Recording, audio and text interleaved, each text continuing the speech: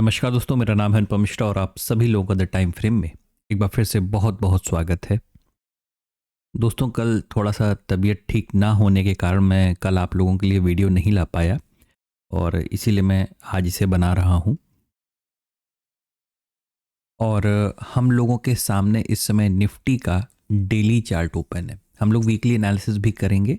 बहुत कुछ नहीं है उसमें करने के लिए, क्योंकि कैंडल कुछ इस तरीके के बने हैं जो कि आपको पूरी क्लैरिटी शायद इस वीक में वीकली चार्ट के ऊपर इतना बेहतर ना दे पाए। कभी कभार होता है ऐसा, जब बिल्कुल एक अजीब या अलग सा कैंडल बहुत बड़ा ऊपर की तरफ या बहुत बड़ा नीचे की तरफ बन जाता है, तो ऐसी सिचुएशंस हम लोगों को देखने को मिलती हैं।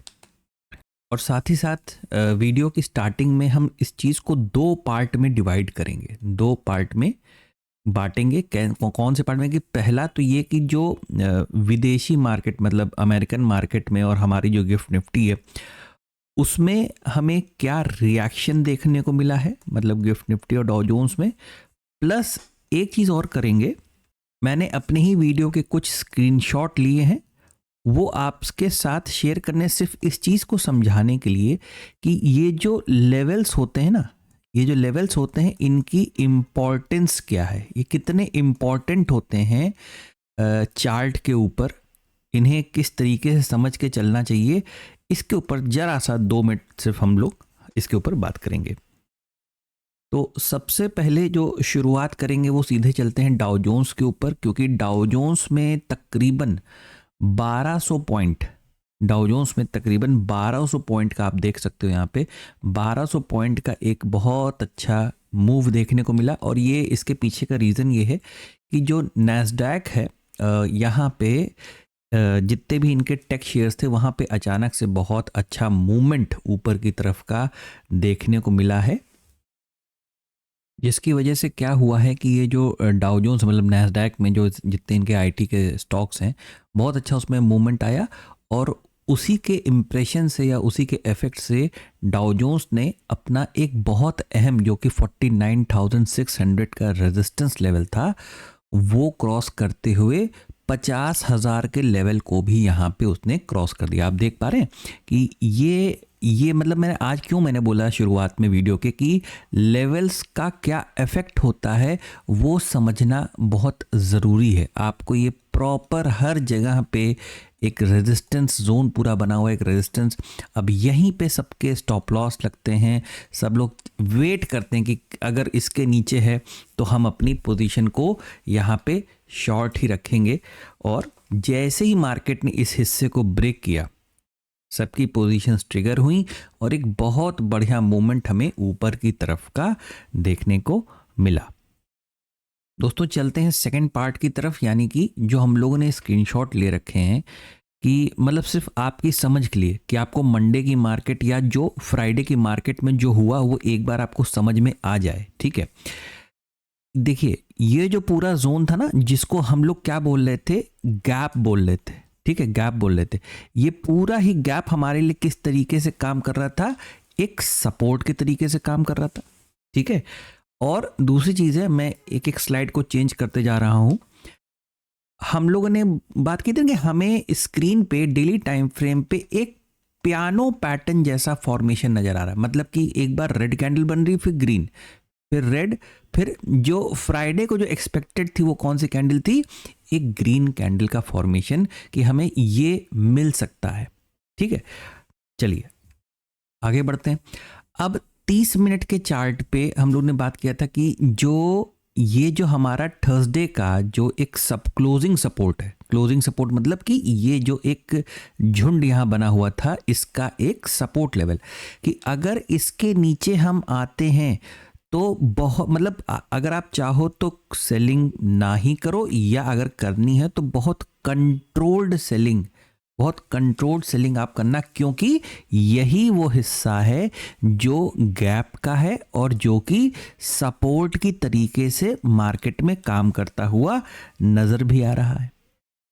और एक बात क्या हुई थी कि हमारा मार्केट कैसा हो सकता है, थोड़ा ट्रिकी हो सकता है, चालाक हो सकता है। ठीक है, कमेंट में भी बहुत सारे लोगों ने इसको कहा था कि हाँ ये हो सकता है, और मे भी आपको मार्केट किसी लेवल को ब्रेक करके कुछ और दिखाने की कोशिश करे और उसके बाद लेकिन मार्केट कोई और ही फॉर्मेशन के साथ हमें वहाँ पे किसी प्रकार का कोई चेंज दिखाने को मिल सकता है। और एक ये जो लास्ट है, मतलब कि इसमें क्या बात हुई थी, इसमें ये हुआ था कि मार्केट में अगर हम इस सपोर्ट को ब्रेक नहीं करते तो शायद ये जो हमें एक फॉल नज़र आ रहा था, ये वाला जो फॉल नज़र आ रहा था वो कुछ इस तरीके से हमें देखने को मिल सकता है। देखिए दोस्तों, ये सारी चीज़ें आपको बताने के पीछे का रीज़न क्या है। रीज़न सिर्फ एक है कि आपने जो अपना एनालिसिस कर रखा है, वो किसी भी परिस्थिति में, किसी परिस्थिति मतलब कि हो सकता है कि आपने सोचा कि भाई मार्केट इस पर्टिकुलर सपोर्ट को नहीं ब्रेक करेगा और आपने अपना माइंडसेट, अपना डिसिप्लिन, सब कुछ किधर बना रखा है, ऊपर की तरफ का। लेकिन कभी कभार ऐसी संभावना हो जाती है कि जैसे कि आपको याद होगा, वो शायद स्क्रीनशॉट में नहीं ले पाया, कि हम लोग ने बात की थी ना कि मार्केट में अगर कोई नेगेटिव न्यूज़ आ गई तो फिर हम इस लेवल के नीचे आ सकते हैं, लेकिन हमें अपने माइंडसेट को वैसे ही डिसिप्लिन फॉर्म में रखना है कि भाई अगर हम नीचे आ भी सकते हैं तो हो सकता है फिर तुरंत वहां से हमें कुछ ऐसा फॉर्मेशन देखने को मिले, मतलब जो हम इस फॉर्मेशन को या इस स्ट्रक्चर को जो हम सपोर्ट के ऊपर मान के चल रहे थे, लेकिन डाउ जोन्स में तकरीबन 600 पॉइंट के आसपास की गिरावट आई थी, जिसकी वजह से हमें क्या देखने को मिला। ये रहा रियल चार्ट निफ्टी का 30 मिनट के उस पे टाइम फ्रेम पे। अब यही थी कि भाई हम अगर इस सपोर्ट को किसी तरीके से हैंडल कर लेते हैं तो ये जो फॉर्मेशन हमें गिरी, मतलब यहाँ पे मार्केट हमारा जो गिरा था, वो कुछ इस सिनेरियो से हमें वापस ऊपर की तरफ जाता हुआ दिखाई दे सकता है। कहाँ तक दे सकता है कि ये जो हमारी यहाँ से ट्रेंड लाइन उतर रही है यहाँ तक, लेकिन मार्केट एक बाहरी अमेरिकन मार्केट के सेंटीमेंट की वजह से क्या हुआ, वो उसने प्रीवियस क्लोजिंग सपोर्ट को क्या किया, नीचे की तरफ ब्रेक किया। और ये जो बहुत ही इंपॉर्टेंट, इसीलिए कहा जाता है ये एक राउंड फिगर नंबर जो होते हैं ना, इनका अपना एक साइकोलॉजिकल लेवल होता है। ये अगर आप ऊपर से नीचे की तरफ आ रहे हो दोस्तों, तो ये आपको एक सपोर्ट की तरीके से काम करता हुआ नज़र आ सकता है। और देखिए, जो चीज़ हम लोगों ने एक दिन पहले मतलब डिस्कस किया था ना कि भाई हमें कुछ ये स्ट्रक्चर के मदद से हम ऊपर की तरफ जा सकते हैं, वही स्ट्रक्चर आपको गिरने के बाद फिर से देखिए मार्केट में देखने को मिला। तो यहाँ पे जो लोग थोड़ा सा अपने आप को कंट्रोल कर पाए होंगे, वो कहीं ना कहीं इस प्रॉपर सेटअप की मदद से आराम से अपने ट्रेड को प्लान किए होंगे। मैं फिर एज अ डिस्क्लेमर सिर्फ एक चीज़ अपने जो मेरे सब्सक्राइबर हैं, जो लोग वीडियो को देखते हैं, उनको बस मैं ये बता दूं कि ये सारी चीज़ें, मतलब आज की वीडियो को 2 पार्ट में करने का ये रीज़न था कि ये जो आपको स्क्रीन, मैं इसको थोड़ा सा 2 घंटे का चार्ट लगा देता हूँ, ये देख रहे हैं आप, ये जो स्क्रीन पे आप लेवल देख रहे हैं दोस्तों, ये इसका बहुत महत्व होता है, बहुत इंपॉर्टेंट होते हैं। ठीक है, तो आप भी इसकी, आपको क्या करना है, सैटरडे है, संडे है, आपको क्या करना है, प्रैक्टिस करनी है इस चीज़ की। ठीक है, इसकी प्रैक्टिस कीजिए, जितना ज़्यादा हो सके उतनी ज़्यादा प्रैक्टिस कीजिए। ठीक है दोस्तों, आगे बढ़ते हैं और सीधे देखते हैं कि जो डाउ जोन्स में और S&P, मतलब जो अमेरिकन मार्केट है, उसमें जो इतना बढ़िया मूवमेंट देखने को मिला है, उसकी वजह से गिफ्ट निफ्टी पे क्या इफेक्ट पड़ा है। गिफ्ट निफ्टी भी 176 पॉइंट्स के आसपास एक ऊपर का एक बहुत ही बढ़िया मूवमेंट यहाँ पे दिखाते हुए नज़र आया। अब इसका असर हमारे ऊपर क्या पड़ सकता है, अब इसका असर हमारे ऊपर ये पड़ सकता है कि हम मंडे वाले दिन, देखिए ये सिर्फ मैं आपको जो डिस्कशन कर रहा हूँ, ये एक जो न्यूज़ हम लोग के सामने आई है, मतलब ये जो डाटा हम लोग के सामने आया है, ये उसके बिहाफ पे मैं ये एनालिसिस करने की कोशिश कर रहा हूँ। ठीक है, बाकी जब एक बार मार्केट ओपन हो जाएगा, और याद रखिएगा अभी भी इस चीज़ को कि हमारे पास अभी सैटरडे भी है और संडे भी है। ठीक है, अब ईरान, अमेरिका, इन सारी चीज़ों से क्या न्यूज़ निकल के आती है, सैटरडे संडे के बीच में कोई ऐसा बड़ा हादसा, कोई दिक्कत तो नहीं हो जाती, तो फिर ये डाटा चेंज भी होंगे। और मंडे वाले दिन जो हम लोग प्री ओपन मार्केट का एनालिसिस करते हैं, उसमें हम इन सारी चीज़ों को दोबारा फिर से देखेंगे भी। फिलहाल अभी हम लोग सिर्फ एनालिसिस कर लेते हैं कि हमें क्या देखने को मिल सकता है। तो सीधे चलते हैं वीकली चार्ट पे। वीकली चार्ट पे अगर हम चलेंगे तो वीकली कैंडल जो आप देखोगे ना, इस कैंडल का साइज देखिए आप, इस कैंडल का साइज देखिए। जो हम लोग अभी वीडियो की स्टार्टिंग में हम लोग ने बोला था ना कि वीकली चार्ट पे हम चलेंगे तो ज़रूर, लेकिन बहुत ज़्यादा क्लैरिटी आपको देखने को नहीं मिलेगी। उसके पीछे का रीज़न ये कैंडल ही है, ठीक है। क्योंकि टैरिफ वाली न्यूज़ की वजह से जो हम तुरंत के तुरंत अपने सबसे हाईएस्ट रेजिस्टेंस लेवल तक जो पहुंच गए थे 24 माफ़ कीजिएगा 26 350 400 के आसपास, इसकी वजह से ये पूरा सेंटिमेंट ही बिगड़ गया। टेक्निकल एनालिसिस का जो तरीका होता है वो कहीं न कहीं वहाँ पे एक चोट पहुंची है, जो कि आपको छोटे फ्रेम पे अभी नज़र आएगी। तो मतलब बेहतर एनालिसिस के लिए हमें क्या करना पड़ेगा, फ्रेम को और छोटा करना पड़ेगा। तो हम डेली टाइम फ्रेम पे शिफ्ट होते हैं, और डेली टाइम फ्रेम पे अगर आप देखोगे तो मैंने यहाँ पे बस एक एडिशनल ड्राइंग बना रखी है। कौन सी बना रखी है, ये जो ट्रेंड लाइन आप देख रहे हैं, ये वाली ट्रेंड लाइन हमने थोड़ा सा अपनी तरफ से ऐड किया है। बाकी सारे लेवल्स वैसे ही हैं जो आपके स्क्रीन पे पहले से बने हुए थे। डेली टाइम फ्रेम पे हमें वही piano pattern red green red, और ये जो एक्सपेक्टेड था हमारा ग्रीन कलर का कैंडल, वो हमें यहाँ पे देखने को मिला। और अगर हम गिफ्ट निफ्टी की मान लें, जो 176 पॉइंट ऊपर, अगर उसको एडजस्ट करके देखें तो शायद 130 या 135 पॉइंट हम गैप अप ओपनिंग दे सकते हैं अगर हम न्यूज़ की सुने उसके हिसाब से चलें। तो अगर हम यहाँ से एक छोटा सा कैलकुलेशन करें, एक यहाँ से रूलर से हम यहाँ से एक 130 पॉइंट का एक हम यहाँ फॉर्मेशन बनाते हैं, कुछ ऐसा मान लीजिए यूं, ये बना दिया। तो ये फॉर्मेशन भी जो आपको नजर आ रही है ना, ये सीधे कहाँ जाके टकरा रही है, देखिए आप इसे ध्यान से, ये सीधे आपके रेजिस्टेंस लेवल पे ही टकरा रही है, ठीक है। तो अगर ऐसी कोई सिचुएशन क्रिएट होती है तो हम कहाँ पे, देखिए मैं इसको 1 मिनट के लिए जरा 1 आवर लगा रहा हूँ ताकि आपको एक क्लैरिटी आ जाए इस चीज़ को। ये देखिए, अगर आप यहाँ से दोबारा देखिएगा इस चीज़ को, यहाँ से अगर 130 पॉइंट का मूवमेंट, 135 पॉइंट का मूवमेंट अगर देखते हैं तो ये चीज़ कहाँ जाके टकरा रही है, यही जो हमारा रेजिस्टेंस था वहीं पे बिल्कुल। तो अगर गैप अप हो भी जाता है और इतने ही पॉइंट का अगर होता है, तो अगर इतने ही पॉइंट का होता है तो शायद हम कहाँ जाके टकराएंगे, हम टकराएंगे सीधे अपने रेजिस्टेंस पे। और रेजिस्टेंस पे टकराने के बाद बड़ी सिंपल सी चीज़ है, मैं एक काम करता हूँ, चार्ट को और छोटा कर लेता हूँ 30 मिनट का, ताकि ये पूरा एनालिसिस हो जाए, ठीक है। डेली पे हम लोगों ने बात कर ली, वीकली में कुछ बात करने लायक नहीं है। 30 मिनट के टाइम फ्रेम पे अब यहाँ पे एक आप ड्राइंग हम लोग बनाते हैं, कौन सी, ये वाली, एक ये वाली। तो एक ट्रेंड लाइन के रूप में देखिएगा, ट्रेंड लाइन के रूप में जो एक रेजिस्टेंस आ रहा है, एक तो ये है हमारे पास, प्लस हमारे पास ये जो स्विंग आप देख रहे हैं, इनका खुद का एक हॉरिजॉन्टल रेजिस्टेंस है, जो कि इसको इंक्लूड कर लें तो ये पूरा ऐसे ही हमें नज़र आ रहा है।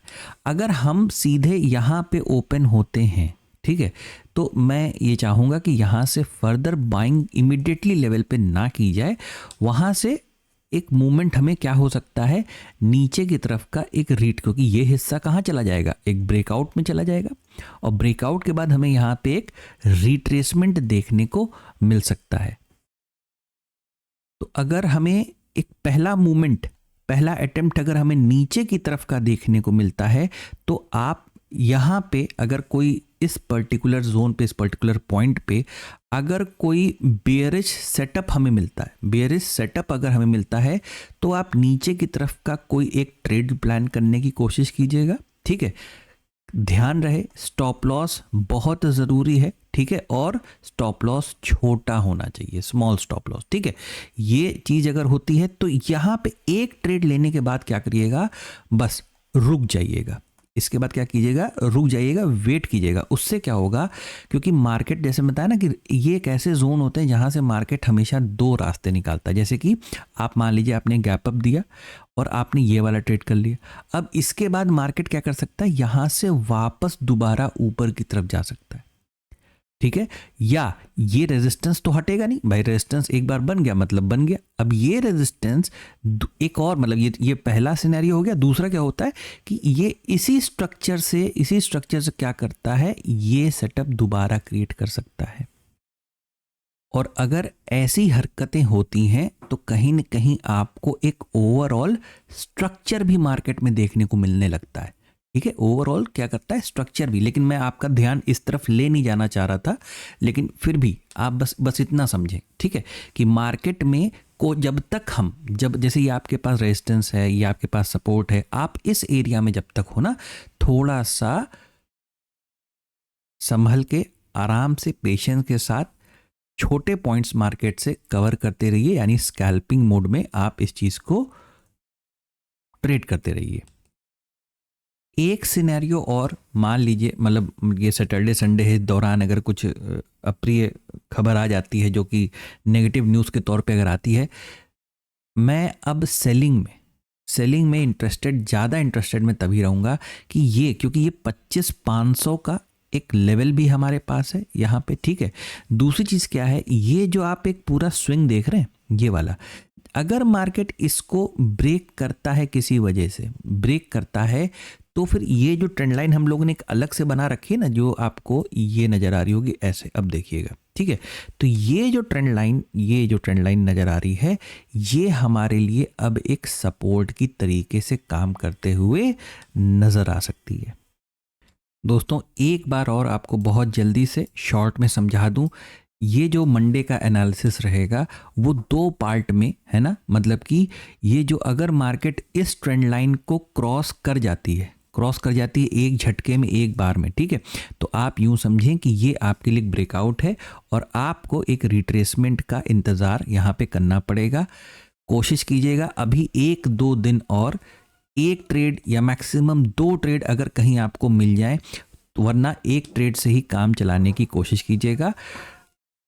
और दूसरा पार्ट ये है कि अगर किसी नेगेटिव न्यूज़ की वजह से क्योंकि हम जैसे यहाँ पे ना ये रेजिस्टेंस है, हम ऑलरेडी रेजिस्टेंस जोन में भी हैं, तो अगर हम इस हिस्से को नीचे की तरफ ब्रेक करते हैं, ठीक है, और यहाँ से कुछ इस तरीके, तो हमें वापस हम अपने इस सपोर्ट जोन या इस ट्रेंड लाइन के सपोर्ट जोन तक हम दोबारा आने की कोशिश कर सकते हैं। बस इतना ही एनालिसिस है निफ्टी के ऊपर। थोड़ा सा काफ़ी चीज़ें इसमें इंक्लूड करनी थी, इसलिए मैंने सिर्फ निफ्टी वाला एनालिसिस में रखा है। बैंक निफ्टी और सेंसेक्स का मैं अलग से आपको दे दूंगा। आशा करता हूँ आपको एनालिसिस समझ में आया होगा, अच्छा लगा होगा। अगर आपको एनालिसिस अच्छा लगे तो please like, subscribe and share my channel. धन्यवाद, नमस्कार।